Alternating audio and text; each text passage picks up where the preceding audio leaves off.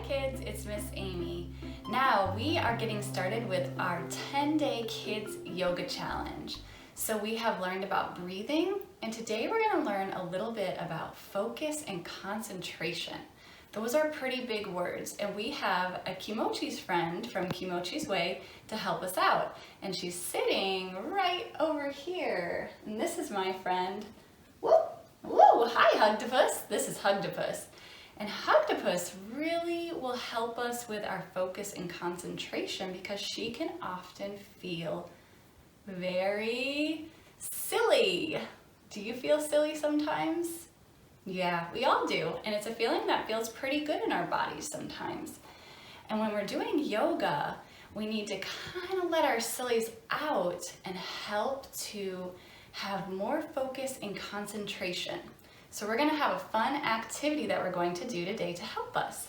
So make sure you have your Kind Kids Yoga Thoughts page. If you don't have this, just pause the video and go get it. If there's no way for you to print this, just grab some paper. And here's what we're going to do. You also need 3 jars or bowls, anything like this to help us with this activity.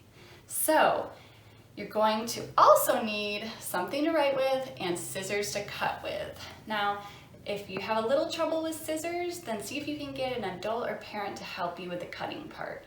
So we're going to take our Yoga Thoughts page and we're going to cut it into a couple different pieces. So we have our Yoga Thoughts piece, and then you're going to have 3 cards: yoga movements, the sound of your teacher's voice, and breathing. So go ahead and take your Yoga Thoughts and your pen once you have these cut out, and before you start any yoga poses in our challenge, you will think about all the thoughts in your head. So what is your brain thinking about? Are you thinking about having to do your math assignment after this? Write it down. Do you have a few worried or scared thoughts? Write those down. If you have any big feelings like scared or mad or sad, write all those feelings down. Maybe you're thinking about how you really want to play on a playground. Write or draw or get a grown-up to help you write all those things down. And once you have them written down, you're going to take your piece of paper and put it in one of your containers, just like that. So before you start yoga, you think of all the thoughts and you get them out of your head and out of your brain and onto this piece of paper.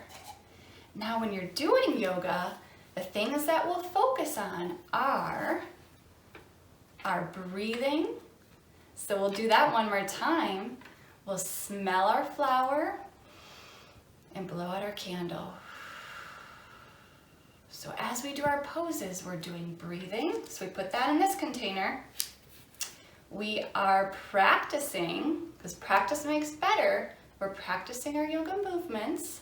So we put that in this container, and we're letting go of all the sounds that might be in our house. Maybe you have a dog that's barking or a brother or sister that's talking, and we're just focusing and listening to the sound of your teacher's voice, Miss Amy. So we'll put that one in this container.